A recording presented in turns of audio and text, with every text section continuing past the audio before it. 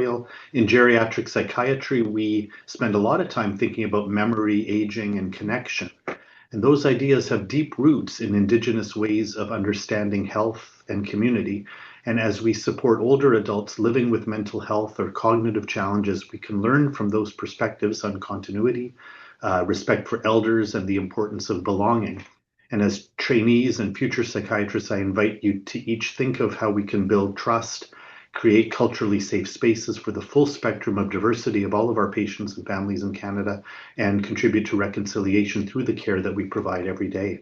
I'm pleased to introduce Dr. Trudy Adam, who is a child and adolescent psychiatrist who very kindly is speaking with us about quality improvement. She is the Associate Head of Psychiatry at BC Children's Hospital in Vancouver and is an organizational coaching consultant and faculty advisor for coaching in the QI for Provincial Health Services Agency, which oversees QI across British Columbia. She's been working in healthcare quality improvement and care reviews since 2015. So welcome. Thanks so much, Mark. Good morning, everybody. Like Mark said, my name is Trudy Adam. I'm a child and adolescent psychiatrist, which is, I think, so similar to geriatric psychiatry. I'm really struck by that, even in your land acknowledgement, Mark, how similar our jobs actually are. The collateral sources shift, but other than that, very similar, I think. So I'm hoping maybe we have some opportunity this morning to compare notes, particularly as it might pertain to QI in geri psych or child and adolescent psychiatry. Clinically, my interest is high-risk presentations, suicide, violence, and psychosis, whether it occurs in mood disorder or not. All of our work is family-based, which I think is similar to geriatric psychiatry, and I've really become involved in QI with a view to treating families as opposed to individual patients, because that in the end is the work that we do. I initially got into quality improvement kind of for two reasons. One, I'm old. Before I went into medicine, I was a researcher in neuroscience out at UBC, so I had a research career, we'll call it, before medicine, and QI has allowed me to revisit my roots in science and apply them in the treatment context, which I really get a charge out of. So I would encourage anyone with even a superficial interest in QI to think about that. The other reason I came to QI was not a fun one. I had a young man die in my care by suicide here on the hospital. It was the first time that had ever happened at Children's Hospital here in Vancouver. My experience with how the system responded to his death and how I had to simultaneously support the family through their bereavement while also being reviewed myself in terms of my practice and the way the system handled his treatment. There were a number of very salient lessons in that really lit a fire for me in terms of improving care and improving the care experience for families and for treatment providers. So this has become just a massive interest for me. And as time goes on, I seem to be shifting more and more into that kind of work. I went and pursued a coaching certificate in organizational dynamics. I do some work in that. I am all about the people-y part of change, which is probably going to be the smaller part of what we talk about today. But at the end, I will provide my email. Please feel free to reach out if you want to do a bit of a deeper discussion on any topic we review today. I must confess, I'm a bit PowerPoint heavy today. This is going to be a whirlwind tour. If I'm talking about things that are either boring or that you already know, please don't be shy about letting me know. I'm happy to move on. What I enjoy most is if we get a bit of discussion going on something. That is what makes QI interesting. So please don't be shy about speaking up. Okay, so that's me. Mark, thank you so much for giving the land acknowledgement. I just want to let everybody know that I'm tuning in today from the traditional ancestral and unceded territories of the Musqueam, Squamish, and Tsleil-Waututh First Nations here in Vancouver. It's a very interesting area to be thinking about land acknowledgements and what treatment of patients might mean here, not only to acknowledge where we're doing our work, but the fact that it overlaps with multiple different bands. Land very interesting, particularly when our treatment unit, if you will, is more about family than individual. Okay, so what do we want to do today? I don't know how we're going to do this in 90 minutes. I've done this a number of times and it's different every time, but I'd like to introduce you a bit to the flavor of QI and how we can use it as part of reflective practice for ourselves as individual treatment providers, but as well for the system that we work in. QI is fast becoming, or already is, the main way we address gaps and shortcomings in the delivery of care. As physicians, we may not always want to admit this, but we are moving away from the idea of the physician as the leader with people working underneath and more to team-based care. As we have that shift, QI rises to the forefront as the fundamental way we improve care. It is not only about how we do our jobs as individuals anymore. All treatment happens in a team context. And as a result, we're going to have different gaps and shortcomings in care that are related to the fact there's more than one brain leaning in here. Does that make sense? So as you move through your fellowship, become staff, 10 years into being a staff, I'm guessing that in Canada, this will be fully 20% of your job, I would think, if not more. I also think it's important in leadership. I run across this all the time. People confuse the terms quality improvement, quality assurance, quality control, and what I'm going to refer to as traditional research, hypothesis-driven work. Those terms, there might be some overlap, but they are different. And it's important to know the difference when you're speaking to leaders, because some of these things are must change as opposed to how we might make a change versus suggestions. A quick introduction to some of the basic QI tools might lend some familiarity as well when you're going to talks or anything else around quality improvement. And especially as these pertain to current state analysis, which is how we study how our system is delivering treatment in the moment. And we need to do this in order to develop an idea for change or improvement. I think it would be important to understand the purpose of PDSA cycles. This is a term we use all the time, we hear all the time. I just want to define it for you. And then talk a bit about data. I don't know how things are where you're all working, but here we just moved to a digital EMR.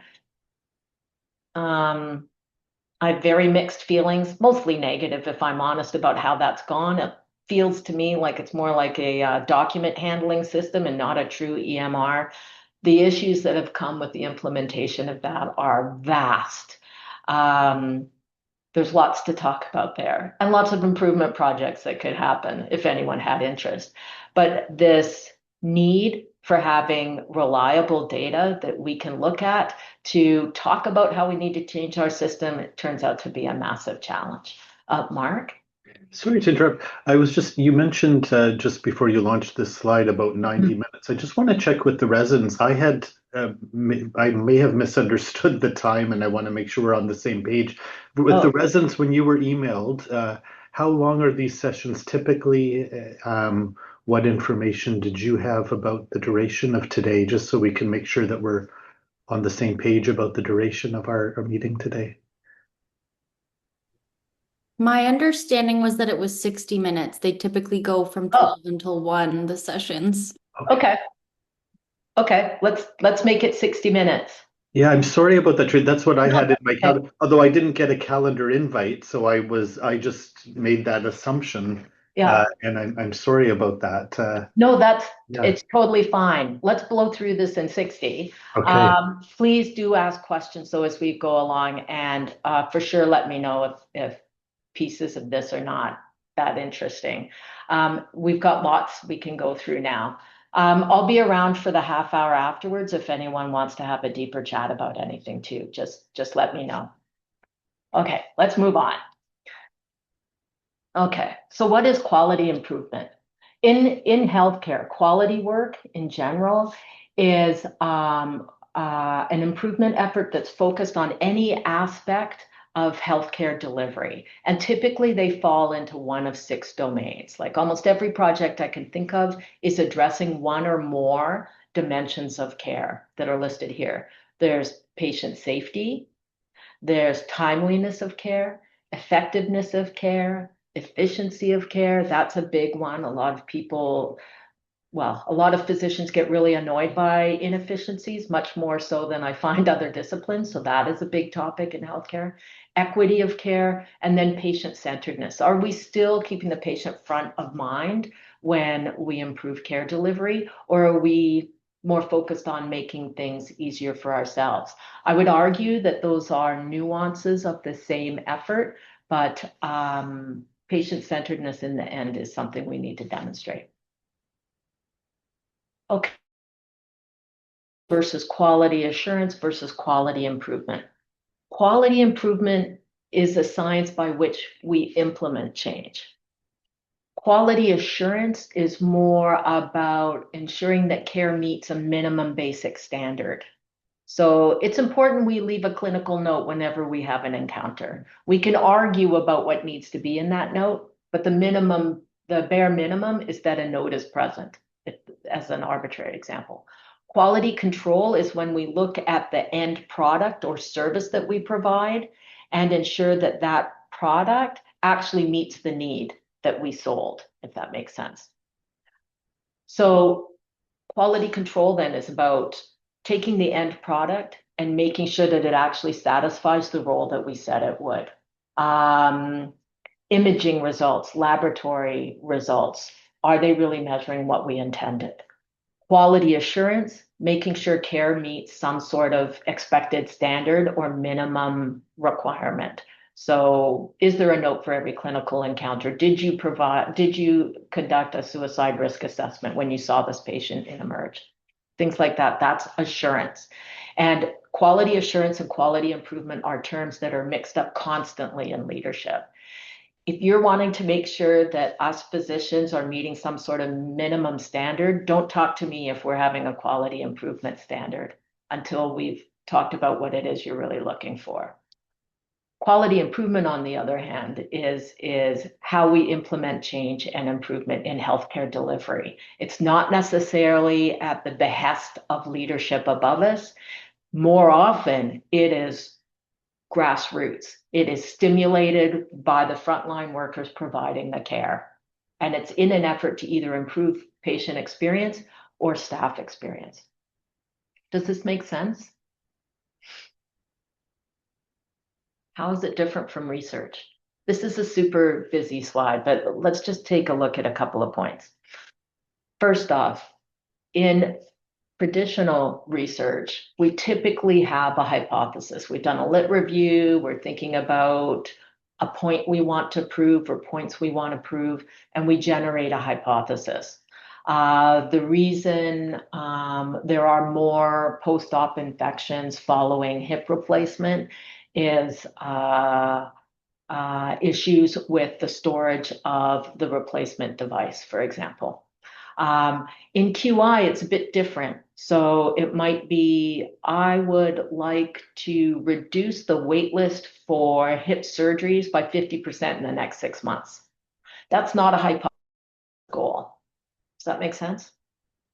The other differences that are really important to keep in mind when we're talking about research versus quality improvement is that typically our treatment of data in research is very rigorous. Often in the research I did, there's sort of a pre-study and a post-study. And are they different? The t-test type design. There's a lot of effort in research to control all of the variables except for the one we're interested in. QI is not like that. And I've found that kind of liberating in a sense. We are looking at implementing just enough change to improve the care outcomes that we're interested in. We don't do any more work than that. And in a sense, we're not looking to prove much, just to improve, if that makes sense. And the change ideas that we have work in a local context. So it might be an inpatient unit where there's team-based care. It might be an emergency department. We're not looking to prove a universal truth, just a truth within context. If we have a successful QI project, then our job is to see where else our idea might fit and how might we tweak it to fit into other teams, in other programs, in other hospitals, for example. So QI research is specific to context, whereas traditional research is more generalizable. I think that's enough on that. Any questions about that at this point?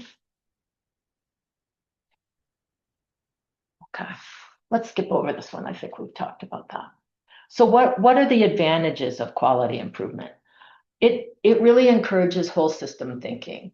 How does this whole department fit into the hospital, into the health authority, and how do each of those levels impact the care of this patient at this time in front of me? It encourages iterative learning. So I make a tweak, I don't see any improvement, I make a different tweak. It's quick, it's live. I make changes week to week when I'm doing QI projects. In research, it's a huge investment, and that comes with risk. Things may not turn out the way I thought. And a pivot, it's much more like steering a cruise ship or something. It takes time to shift. QI is very fast. As long as your communication is in place and your people are on board, you can pivot very quickly and adjust. There's no expectation of knowing what's going on or why things work. We only are interested in that they work, if that makes sense. QI is also useful for studying the care process as well as the end product. Research is more focused on end product, if you will, outcome. QI can apply to any organization anywhere. When I do my consultation coaching, one of my biggest collaborators is a civil engineer. I met her playing pickleball at a tournament, and we got talking about QI like nerds do. And now we have a whole practice together. Her specialty is around designing systems supporting team communication. And I'm all about the dynamics. How do the relationships impact the care that's delivered? It turns out that's a pretty hot topic in team-based healthcare these days. So we're getting lots of work.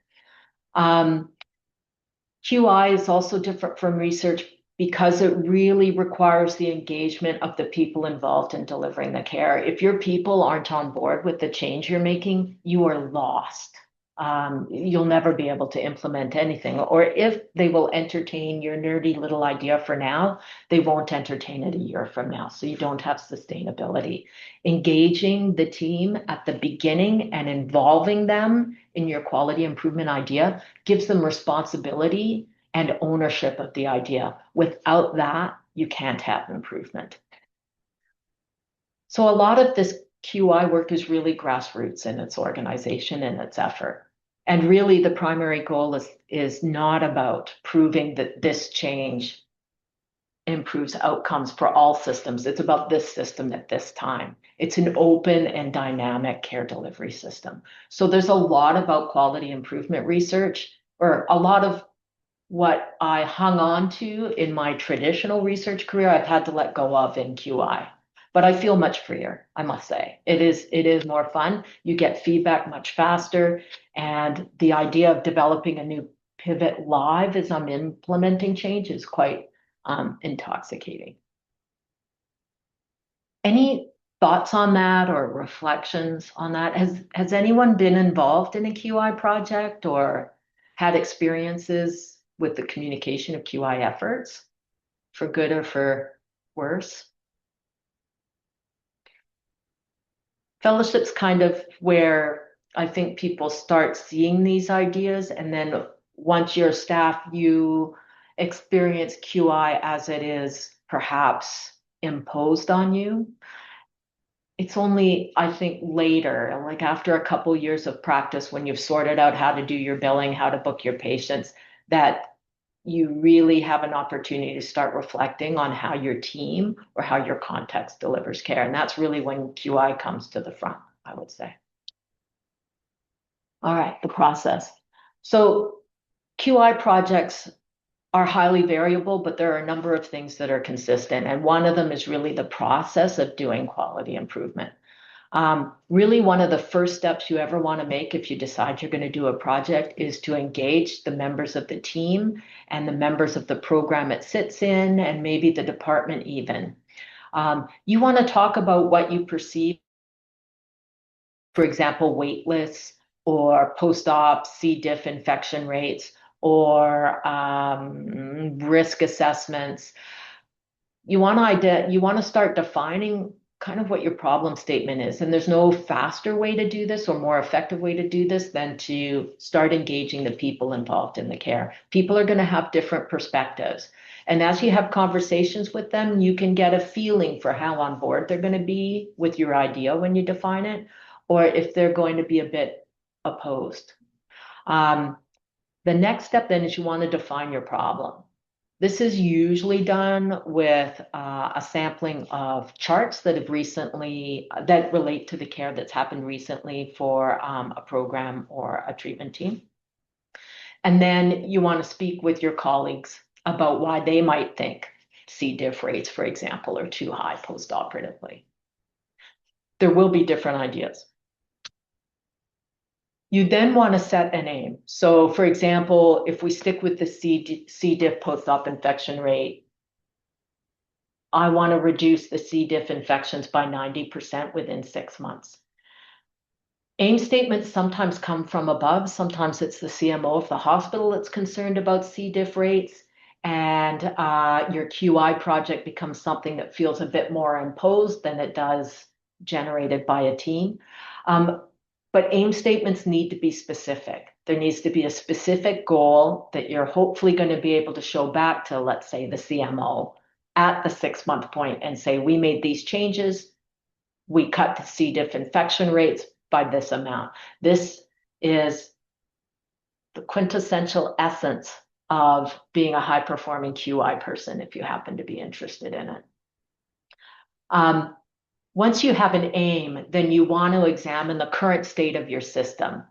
You want to meet with people that are interested in C. diff infection rates, and that might include your frontline, well, it will include your frontline staff that are having to deal with the care around these infections.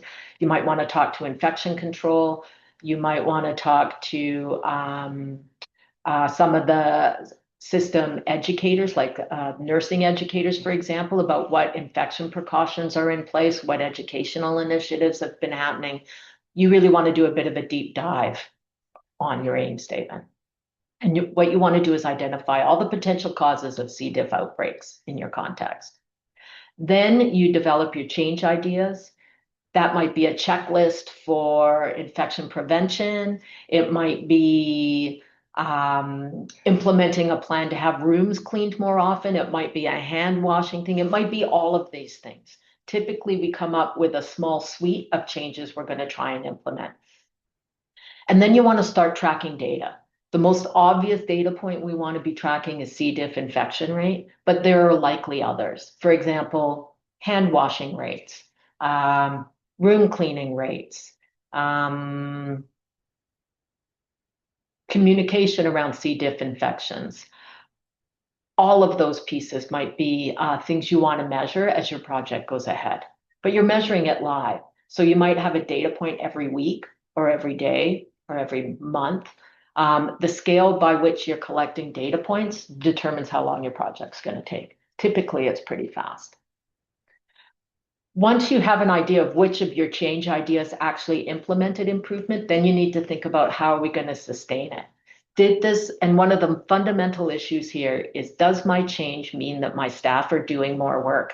No one wants to hear about doing more work. No one wants the extra form, I promise you. So you have to be able to demonstrate to them that the change you made is saving them time and effort, even though upfront it might be a little more work. Does that make sense? That is actually really hard to do. Change is hard even when you appreciate that it needs to change.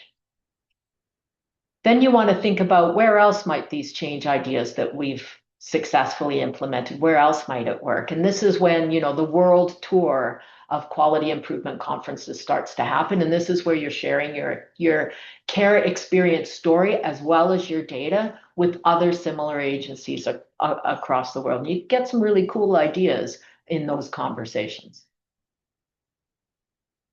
Okay. So the process again, just quick review. Identify the problem and define it in detail. Set an aim or a goal for your project. Then do a bit of a deeper dive, figuring out why your issue is an issue. Why are the C. diff infection rates high? That might involve a number of tools such as root cause analysis, process mapping, like mapping what happens from the point of referral to the discharge from treatment. Where do patients go in between those 2 points? What does that look like? That is a very common one. We call that a patient navigation map. When you map that out and you have the whole team present to identify stages where there are challenges, you'll probably get all of your QI change ideas from that process alone. Driver diagrams, we won't go into today, but they identify your root causes and then identifies more specific change ideas you might want to implement. All of this is generally defined with chart reviews, interviews of frontline staff, interviews with leadership, and interviews with subspecialists that may be involved, like your infection control team, for example.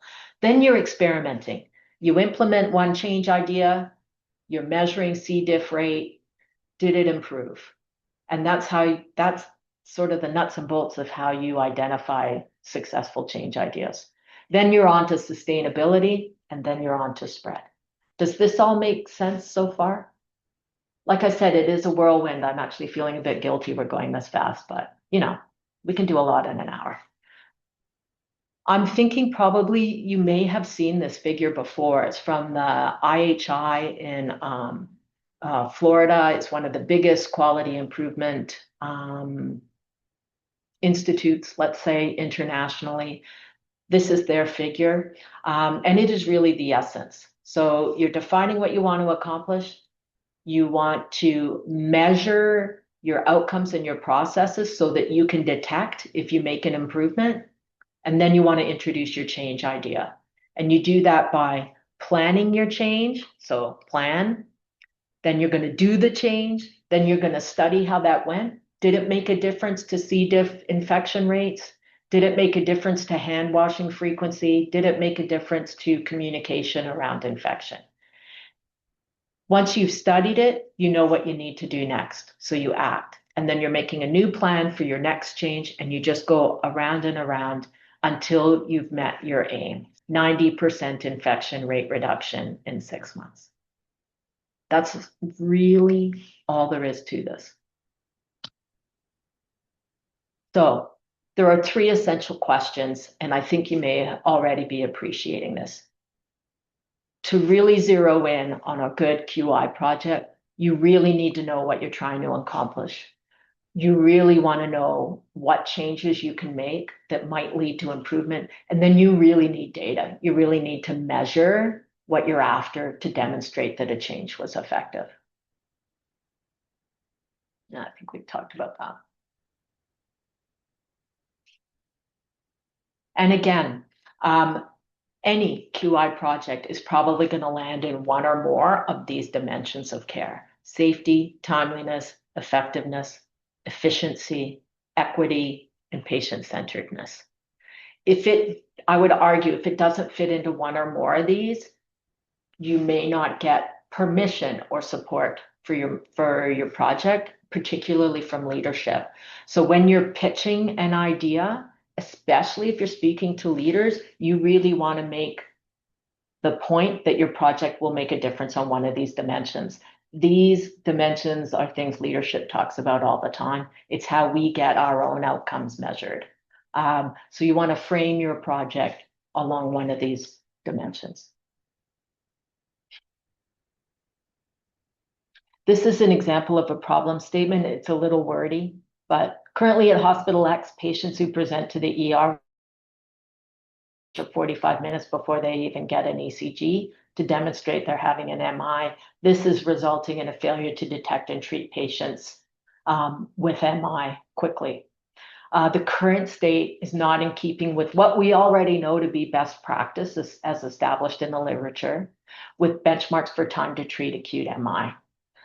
Thus, current practice is not safe, timely, efficient, or patient-centered. Does this make sense? This ends up being really the nut of a problem statement. If you can write a little paragraph like this for your project, you will be able to sell it to any leader or team member really anywhere. And you want to have a bit of an emotional hook. So I often incorporate things like, what happens to people because of this challenge? What is it? Why should we care? That's key. We'll come back to that in a sec here. When we make an aim statement, we really need it. This is just like goal setting in any other context. We need it to be specific, measurable, achievable, realistic, right? If it's an extra form, we really want to explain to people why it's important, and we want it to be timely. QI projects are quick. 6 months is a long time for a QI project. But most fundamentally, we want to make sure that our project is going to lead to meaningful change for the patient in terms of their care experience and their care outcome. And that is how you prove your project's important to others, right? The emotional hook. People will buy into your project if you can hook them with some emotional plea or give them a sense of urgency. Okay, I think we've talked about aim statement enough. So like I was saying, maybe unlike more traditional research, possibly, in QI, we typically have a family of things we're going to measure. We need outcome measures to make sure our aim is actually achieved. Process measures, that's where we want to ensure our change ideas are actually working. So if it is an extra form, will people actually fill out the extra form, for example? And then we want balancing measures. This is all about looking at unintended consequences. So would filling out the checklist or the would filling out a checklist actually lead to some other delay that we didn't anticipate, for example? Any questions about that? Like I said, this is whirlwind, absolutely. But it gives you a bit of a flavor for the nimbleness that QI, I think, can lend to care improvement. Okay. So data in QI. This is one of the big thorns I have in my side right now. It is so hard to get data, even for mental health patients presenting to our emergency department. I don't understand with an EMR why this is so hard, but it seems to be. If you cannot measure your outcome or your process, you really can't improve it. Even if you do improvement, you can't demonstrate it. So data is really key for testing and implementing change and for showing the work you did. And ultimately for improving the system. Lots of times I'll set out to do a QI project based on my own experience of delivering care. And when I measure it, it turns out actually not to be an issue. I've just saved myself probably a year of work.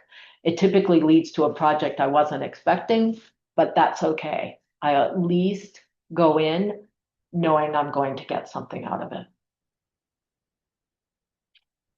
Now, one thing that is a bit different from research is that in QI, we're tracking data over time. So like we're taking a measure maybe every week over a collection of weeks. This is really key, and it's a little bit different from the pre-post kind of model we often use in research.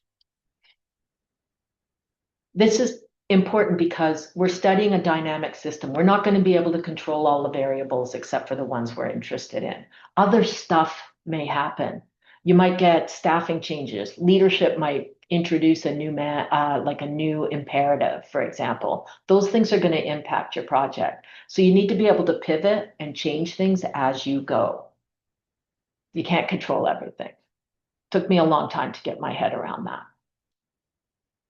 So in QI, we measure data over time. So for example, if we're concerned about discharge delays, we might measure the number of hours before discharge from an emergency department. So we have 6 hours. Then in our second week, 9 hours. Then in our third week, the average was 7 hours. And we measure that over time. In a pre-post analysis, we might pick the month before our intervention and measure average discharge time, and it comes out to 8 hours, so the taller bar. Then we introduce our intervention, and then we measure average discharge time in the month following the intervention, and it's 3 hours. Is that significant? It depends on our sampling. But it's a big investment. You've been collecting data now for 2 months. Hopefully that was enough to prove your point, to say a P of 0.05 or a 0.0. But you've taken a risk in the sense that you've done a lot of work to create this very simple bar graph. In QI, we approach this a little differently. We measure it over time. So here's weeks 1 through 14, and we've got discharge turnaround time. On week 1, we had 6 hours. In week 2, we had, 9 hours? Week 3, we had 7 hours. We measure it over time. And then we plot those against what turns out usually to be the mode. So 50% of the points should fall above, 50% of the points should fall below. How do we know when our change has made a difference? We introduce our intervention, which is reflected by the red arrow, and we keep on measuring discharge time. Well, in week 8, we are at what? 2 hours? Week 9, 3 hours. Week 10, 4 hours. From the picture, we can see there's been a change. Before our intervention, all of the points fall above the line. And after our intervention, all of the points fall below the line. It seldom works out this cleanly. But if your line is the mode, what is the probability that week 8 will fall above the line? It would be 50%, right? What's the probability it falls below the line? 50%. Well, given the point week 8 is below, what's the probability week 9 falls below the line? Well, it would be 0.5 times 0.5.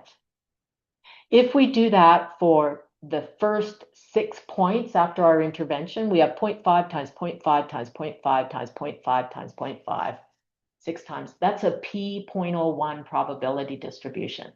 So when we look at figures like that, if I see 6 points above the line to start with, I make my change, and then 6 points below the line, that's called a shift. That's a significant change. I've just proven my point that my intervention shortened discharge time. It's just based on probability theory, the same as a traditional research project, to a 0.01 probability. Does that make sense? Sorry, I'm not sure how much stats background we've got here, but. So QI is based on the same statistical science that traditional research is. The figures are maybe not as pretty, but we can do this stuff live and pivot when things don't work. So what do we think? Let's look at some data charts. Case 1, the intervention again is the red arrow. We have points before, they look quite variable. Points after look quite variable. I don't really see a trend in change. So I'm going to say my intervention did nothing here, even just on spec. On case 2, it looks like the intervention maybe shortened discharge time, but there was some drift back to longer discharge time over some period, 8 to 14. We see it drift back. That's good information for us because that means something else is going on that we haven't figured out yet. So I would make a tweak and make another change. And I figured all of that out just in 6 weeks. Case 3, we have a trend in decreasing discharge time, but our intervention didn't seem to make a difference. Again, something else is going on that I haven't identified. I can now look for it. Case 4, Our intervention is mistimed. So if we look at the red dot, the change happened at between week 4 and 5, not between 7 and 8, which is when I introduced my intervention. That means something else happened that kind of gazumped my idea. I can now go back to the charts relating to week 4 and 5 and see what else changed. And who knows what that might be. Okay. Any questions about that? Okay. We whirlwind eye. Okay, the people-y part of change. This is kind of my,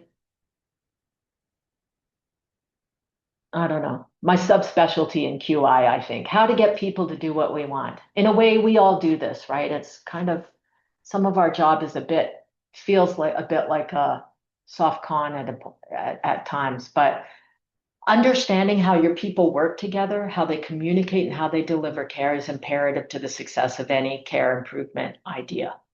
And that relates to the way we judge each other in terms of our performance, what beliefs we share, and the way things are valued. So when I'm introducing a difficult to accept change idea, like an extra form, I really want to root my argument into something no one can counter. For example, the betterment of patient outcomes. Or, yes, it's more work up front, but it'll be less work later. I need to make it salient for the team to get them to invest in helping me get this project done. This is a part of QI that people underappreciate. We're very good at developing strategy for change. We're not very good at getting people to change, if I'm honest. So this has become a bit of a specialty for me. And really, if I boil it all down, to get people to help you with your project or to make the change you're looking to make, you want to root it in stuff they care about. When we're doing change projects, typically we have a team doing the change.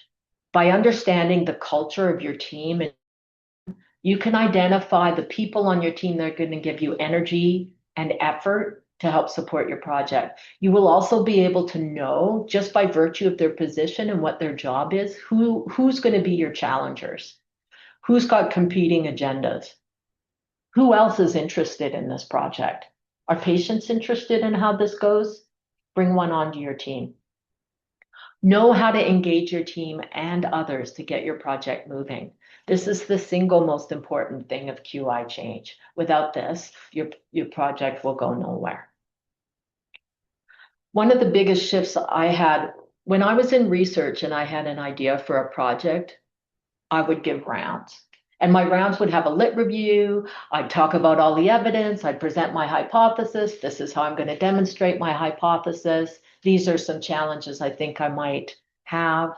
Everyone's interested in my graphs and my logic and my rationale for a study.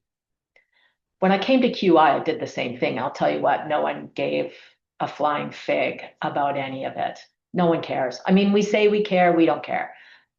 What gets people interested in the project is when I'm able to influence how they feel. So if I can give them a sense of urgency, like these C. diff infection rates matter because people are dying because of it, everyone cares about it. Even from a selfish perspective, those are hard conversations when someone dies from a C. diff infection, for example, or they have terrible morbidity from the infection. I want to make my project appealing to others through their own bitter experience of having the same challenges I'm now outing in my talk. And I want them to invest. And for that, I really need to get a hook around their heart and pull them in. Does that make sense? It is a very different kind of pitch than traditional research pitch. Again, if you don't think about the people you want to make change, you can't make change. The cultural stuff and the engaging of people will trump any strategy. The most well thought out, stepwise sequence of quality improvement changes you make, none of it matters if no one's going to do it. Okay. If you're thinking about people that can help you out with a project, and you will end up here, you want to build a project team that's positive and it gives some energy and maybe even, dare I say, has some fun with it. And for that, you need some diversity because you want different perspectives. So think about having members from different disciplines on your team. Think about community caregivers, think about patients and family members, leadership members, and learners. Don't forget about yourselves, actually, having learners on the team. Everyone's going to have a different perspective, and that's what really makes QI magic. Understand other interested parties.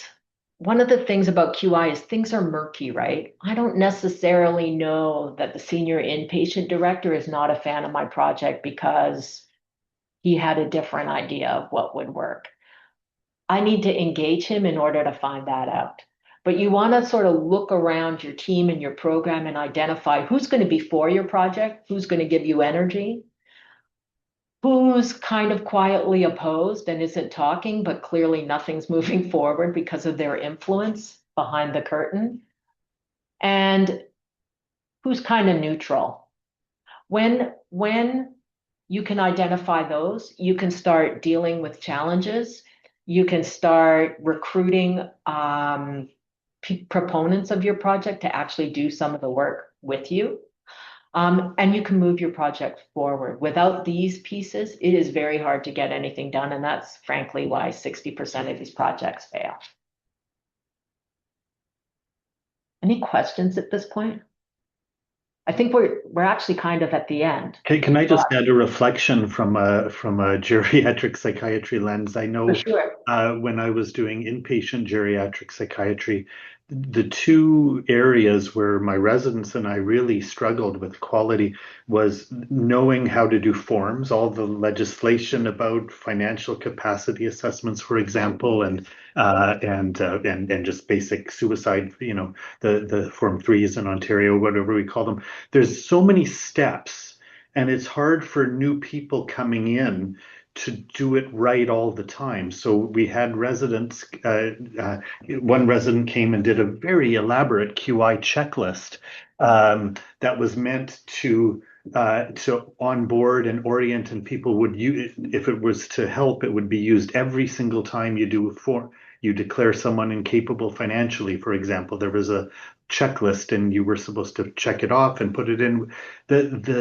What your point about culture eating strategy is so important, because what it needs to not only be of interest to the learners, and in this case it was very much of interest to learners and the faculty, but the desk clerk who keeps all the forms and papers needed to make sure that there were abundant copies of these, or else it would run out of the paper, and then it takes 2 months for people to forget that even exists. Or even having the postgrad director make sure that that's part of orientation every single time there's someone new. And though all the hard work that goes into these QI projects, it was so sad to see those fail because of just the community wasn't engaged enough in making it sustainable over time. And there was a similar one about ECT orders, or like preparing a new person for an older adult for ECT, and getting that done in the way. So just to prevent back and forth phone calls and emails, to just make sure that we do it right the first time. And those types of things really require, so I'm just, what your talk is really reminding me is it really does have to start and end with the people if it's going to work.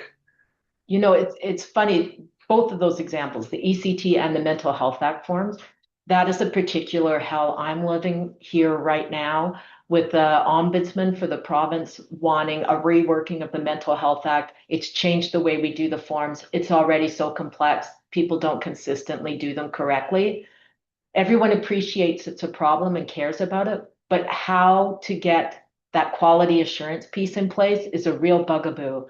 And I've never had a checklist work and sustain it. It'll work for maybe a year. It might work for the first 6 months of someone who's new to practice, but it's not sustainable because it's redundant.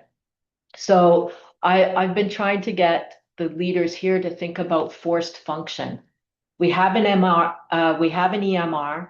If And when we certify someone, there's a form 4.1 and then a second form that needs to be completed in 48 hours that people miss. We shouldn't be able to put in an order if that form 4. That second form isn't in place. The only way to get the 100% quality assurance that the CMO wants is to have forced functions. But people are talking about checklists. It's making me totally crazy. But it does make me think that it is the same shared problem nationwide, regardless of specialty, anytime you're looking at mental health act forms. And it is a real problem because the answer is very quickly education and checklists. I don't think you can get close to 100% on that. People forget it's redundant work. That I revile at redundancy when it comes to workload. It's not the way to implement it. So it's funny that I've got 3 meetings today on this exact topic. If you really need change like that, it has to be a forced function. So you might pilot it with a checklist, but in the end, you need to make care moving forward impossible before task X is done, if you want close to 100%. But you've got to know your people for that, absolutely. Patricia. Oh, I was just nodding along because I think that is really relevant to Alberta as well in terms of there's actually and like the difference in different sites and how they might be doing the forms that are necessary when someone is formal or under the Mental Health Act versus not. It's actually, I think there would actually be quite a lot of useful data, but about how there's actually a variability in the number of forms that people complete depending on the site you present to and get admitted under, and it would be a very worthwhile project because it does show a variation in care and could lead to some issues potentially, for sure. Absolutely. Yep. And it's yet another area where I find child and geriatrics so similar because you've got invested caregivers in the middle of it. That it's like I tell residents in child, psychiatry is like, if psychiatry were like doing your taxes, child psychiatry or geri psychiatry is like tax audit every year. You've got some very watchful people examining every decision you make. Every conversation's got to happen at least twice. It's a more intense place to work. It's also extremely busy. I mean, your specialty in particular is going to get much busier. That makes the filling out of 6 or 7 forms to support the Mental Health Act detainment of someone a big deal. It's a lot of work. Yeah. Any other questions or reflections? We have just a few minutes left for questions or reflections. What resonates with you? Please don't be shy about reaching out to me at this email if you want to talk about an idea for a project or you just have other questions or anything like that. I'm happy to touch base outside of here if that's helpful.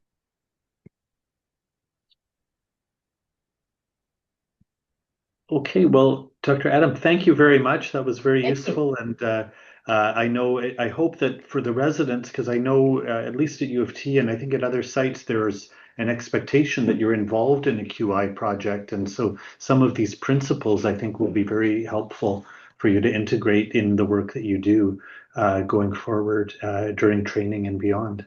Mm-hmm. It's here to stay, I'm afraid. May as well get to know it. Thank you so much for entertaining me today. I really appreciate the invite. Yes, thank you. Thank you. Thank Bye you. now. Thank you. Bye-bye.